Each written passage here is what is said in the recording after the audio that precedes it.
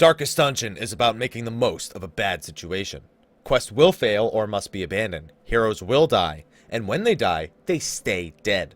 Progress autosaves constantly, so actions are permanent.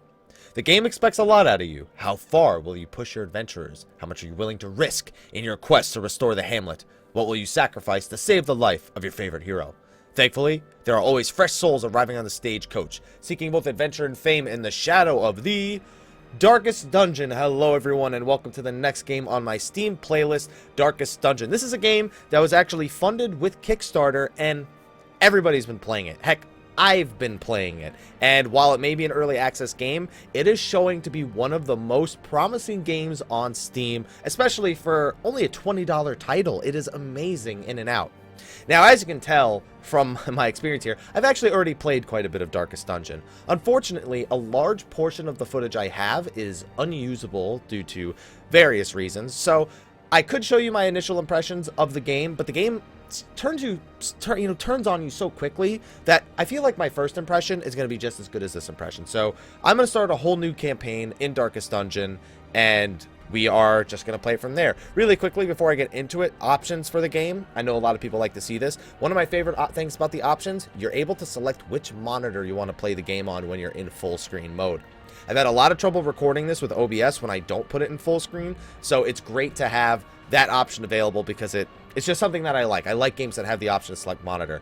The music, sound effects, narration, all that stuff, cinematic volume, all that stuff. Not a lot of options in this yet, but it is still an early access game, so I don't even know if they really need more than that. And the controls, super basic, drag and drop, contextual help, A and D move left or right. I love the super simple controls of the game because the complexity of the game comes in other aspects. So we are going to start a new campaign because Darkest Happy is a campaign that I don't want to do that because a lot of the footage got corrupted, what didn't save properly. So we are going to just start a brand new campaign, play it from scratch, and hopefully I can keep some people alive this time because I didn't have the best of experiences when it came to Darkest Happy #1. So most of these cinematics are kind of just like, I really like the graphical style of this game. Not just its darkness.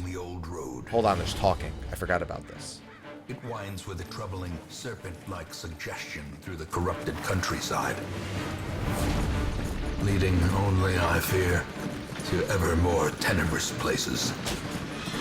There is a sickness in the ancient pitted cobbles of the old road, and on its writhing path you will face viciousness, violence, and perhaps other damnably transcendent terrors.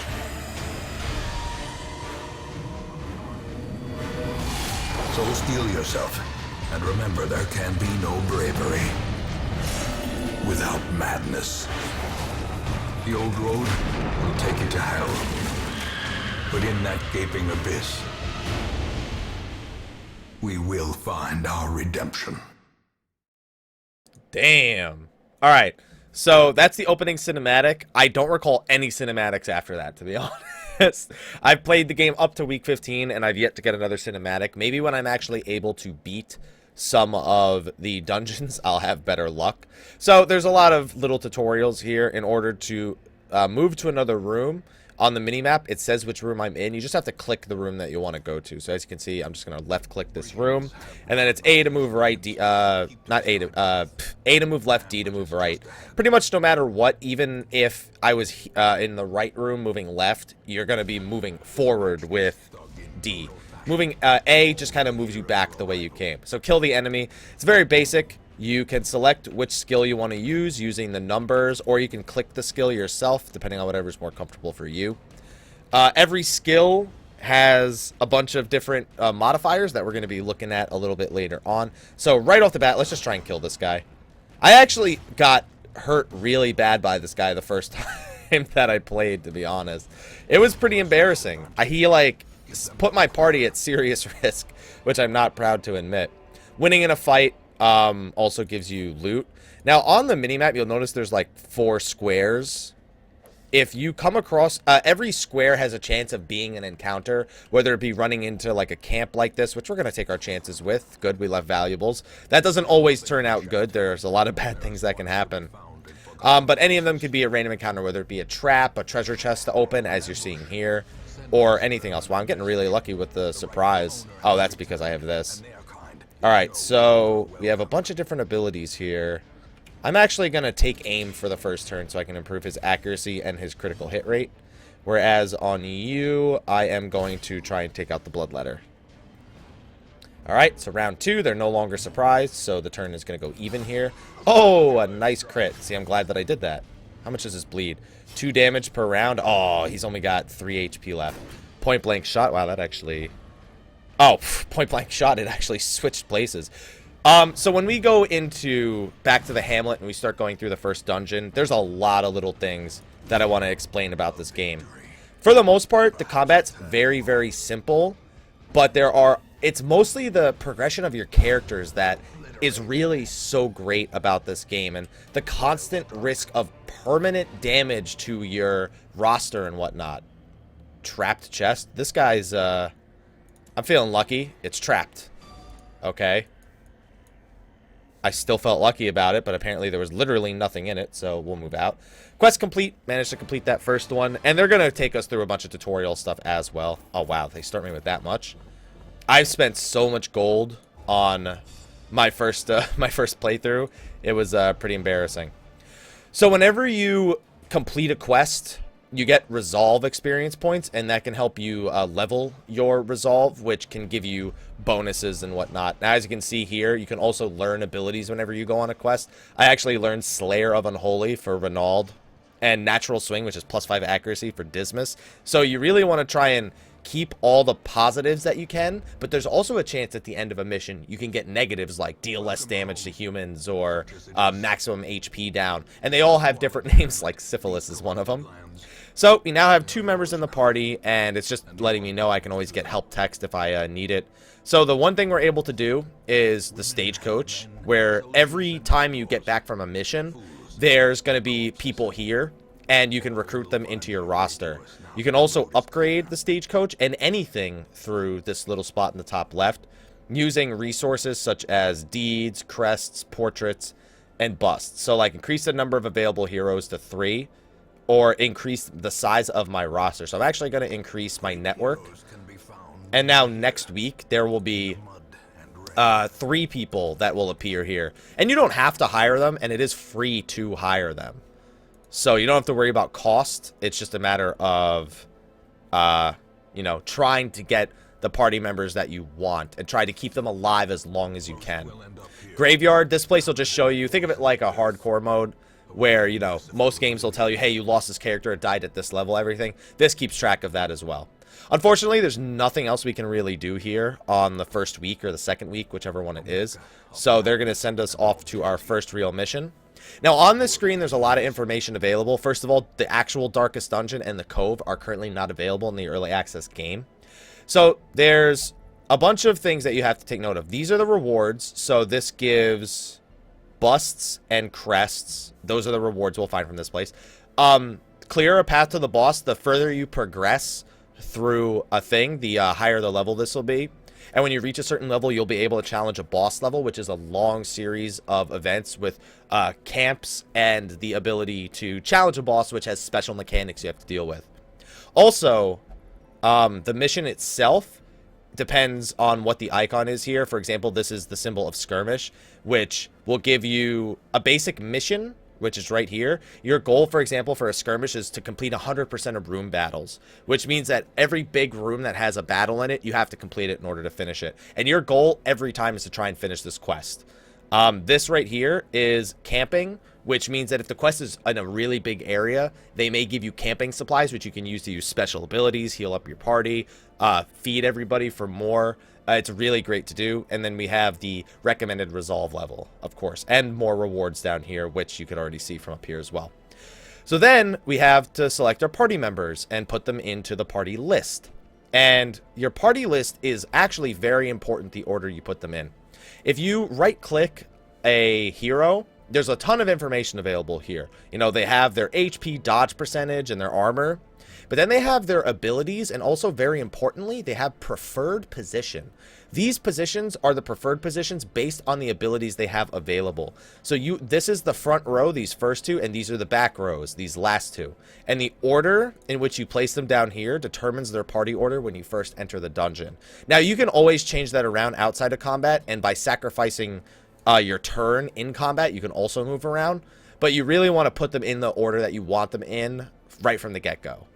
On top of that, in this menu, every single ability has a location it can be used from. If that character is not in that position in the row, they cannot use that ability. And these are camping abilities. These are abilities you only use when camping, on top of stun targets, on top of resistances and class bonuses, and of course, preferred targets based on the same thing. These are front row enemies you're up against, and these two are back row enemies. It's a lot of information to keep in, especially with the quirks. For example, Renaud is prone to stealing items, and he can only pray for stress relief, which is a whole nother mechanic we'll be talking about later. But these are all things you have to keep track of when it comes to all of your characters. It's very important, and it's very, very involved, because you're going to run into so many things trying to stop you, and at the same time, you're going to have so much fun doing it. Let's go in. So the first thing it's going to teach me is bringing provisions. You could pay for provisions at the start of a mission, and it's actually pretty important to do this. They recommend starting with, I think, 6 food and a few torches. I start with 6 food and 3 torches. I like going with a shovel, but I'm not going to do it on this first mission. Keep in mind that if you don't use these provisions in a mission, they do not carry over. They will only last for this one mission. So don't overbuy supplies thinking that you're saving yourself some trouble for the future, because you might find yourself in a very dire situation. So with those out of the way, I don't think it recommended me to get a shovel. Let me hit the help screen. Okay, no. Yeah. Okay, so that's all we're going to bring. Let's embark on our first mission. Now, when you're actually in a mission, there is, again, a lot of stuff you have to keep track of. The big one here is your light rating at the top. The higher the light is, the easier your battles will kind of be. You'll have better chance of scouting areas ahead.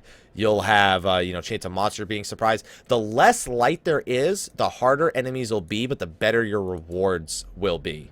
So it's kind of a balance, how much do you really want to deal with, battle. Also, there's relics and stuff. Like, I got lucky. That relic gave me a 20% damage boost. There's a potion shop here. New metals are synthesized. I'm actually getting pretty lucky. But these things can totally turn on you, give you diseases for your characters. There's traps lying around all over the place. There's a lot of intricacies to this game, and that's what makes it so fun. So I'm just looking for room battles at this point. There's not much else I can do, because I didn't run into any encounters there. But as you can see, my light level is slowly going down. So I'm starting to get more and more debuffed. If you ever want to increase the light, you just go into your inventory and right-click a torch, and it'll fix itself up for you. Pack contains loot. I'm getting pretty lucky here on this first dungeon. I don't know if this dungeon is scripted. It's definitely not scripted, because this didn't happen to me my first time through. There's a lot of invisible traps. Okay, now it's warning me about the torch, where it says monster accuracy and damage will increase, but I'll get more loot and whatnot. So I actually feel pretty confident in myself right here.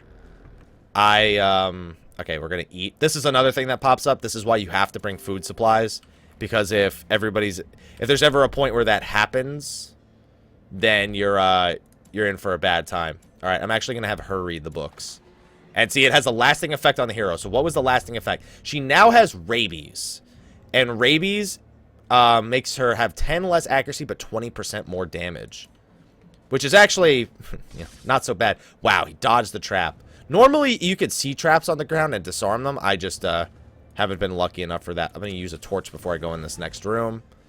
I want to get some bonus loot. Wow, there are no battles here. Oh, wow, I have a long way to go. Never mind. I'm surprised I haven't run into a single battle yet. Oh, am I ready? Nope. Oh, it's got a map inside. I'll take it. Oh, okay, here we go, a battle. So now battle's going to be based on speed, and we're going to just try and kill him. I'm going to just do my best to try and get out of this with as little pain as possible.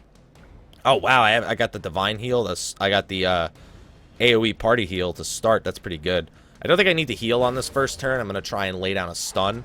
Enemies, if you hover over them, it gives you their HP, their likeliness to dodge, their speed in battle, what type of enemy they are, and their resistances. Stun resistance being one that you really want to try and deal with right away. So I stun that guy, so it means on his next turn, he can't do anything, but now he has increased stun resistance. There's so many little things that I just love about this game. I'm going to try and stun him too. Got it. Round 2. Let me go first. Yeah, baby.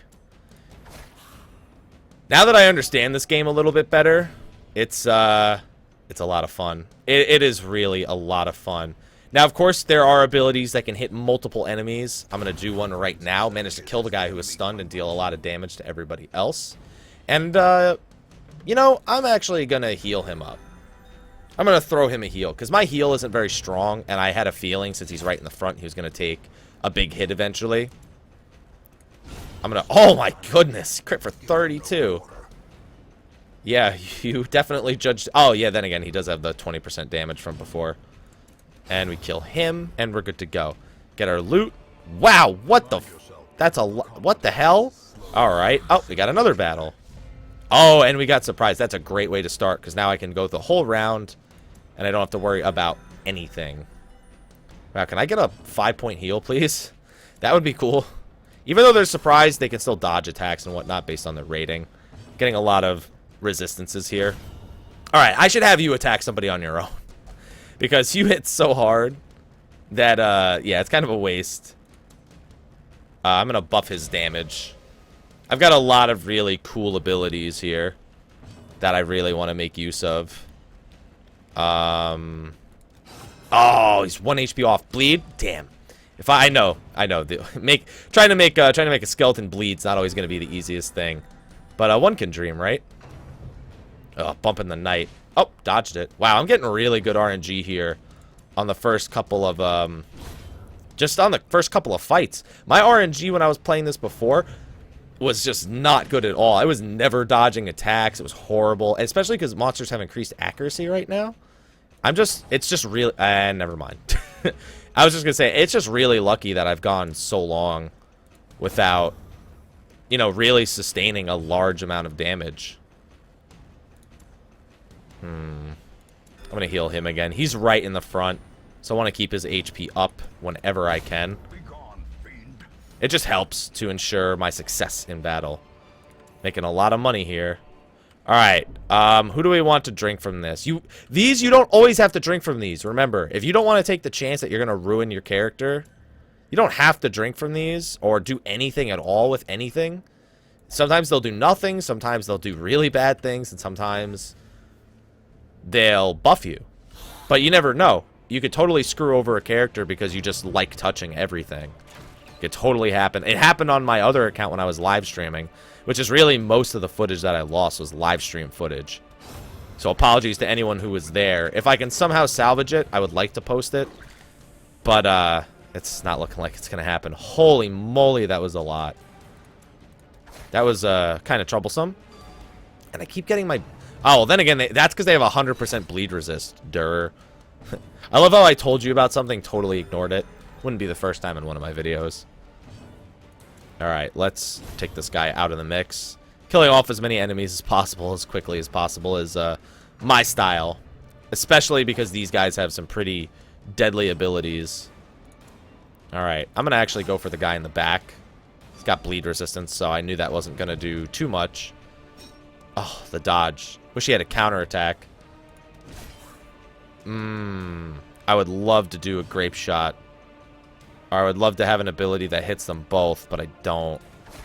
It's got 1 HP. 1. A single point of health.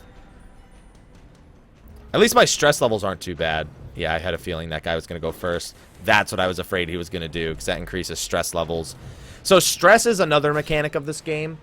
It's the little bar underneath everybody's health bar. And if a player, or if a character becomes fully stressed, then it'll test their resolve. And if their resolve fails and they get a negative effect. They can get like hopelessness, which means they like won't accept heals, or they may skip turns. They can get other things that make them switch places with other party members and like forcefully. It's just really annoying. They can also get really cool buffs for the remainder of the dungeon, but more often than not, you get totally boned every time that happens.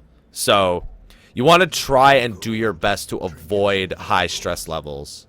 I see now I'm hungry again. Watch what's going to happen. Everyone's going to take a bunch of damage and their stress levels are going to increase. It's because I only had a certain amount of food and it wasn't enough. Also, there's rubble in the way, which further damages and stresses everybody out. So RNG could just totally not be on your side. Like, it was on my side the whole time up till now. And now it's been working against me just in that little short time frame. Look how many bad things happen to my party. It can all fall apart that quick for you if you're not well prepared. And it may not seem fair, but it's not supposed to be fair. You're not these super powerful heroes in this game. You're just a group of people trying to, you know, explore the dungeons, you know, get fame, fortune, whatever your reasons may be. You're just not superheroes. Or you're not, like, big heroes at all, really. Oh, nice. That's a great first turn. Also, anytime I can reduce that. Oh, no. Ah, wow, I was really hoping you would dodge that. Or resist it. The stress levels went up by quite a bit there. Ooh, nice. That means everybody else is going to get a turn. Who's next? You? Alright. I think my healer is going to get the turn next. Yes. Healer did indeed get the turn. I need to upgrade that heal because that's so little. But it doesn't matter. We managed to vanquish them. I think that thing's going to be trapped. It's going to be booby-trapped. And this isn't even the last place still? Oh, there's still another room after this. Nope, it's unlocked. What's in here? Wow, look at... I never got this much gold on my early missions before. I'm considering myself lucky here. Oh, never mind. Because I don't have a shovel, so it's going to damage and stress everybody again. And my one character is really close to being maximum stress. And I have no more anything, really. This is the last battle. The light is way down, so this is going to be a pretty tough one. But we'll persevere. If we can just manage to persevere for this fight, then I think we'll be good. So, okay, so this is what happens. His resolve's being tested. He got a buff instead of a debuff, which I've only seen happen twice. He got courageous, which reduced everybody else's stress level and ended up working out. Elevates their performance until they camp or return to town. So, wow, that ended up working out really, really well for us. I did not... That's just pure luck. Like, there was no skill involved in that. But it's the kind of luck that I like to have. And with all my plus loot stats, this could be a really, really good fight for us. I'm gonna focus heal. I feel like it's better than the party heal right now. Axe Blade. Alright. Oh, come on. He's so courageous. You can't stop him. Nice. Nice. Dismas is, he's doing some work. Oh, I should have known. I have such bad luck with that.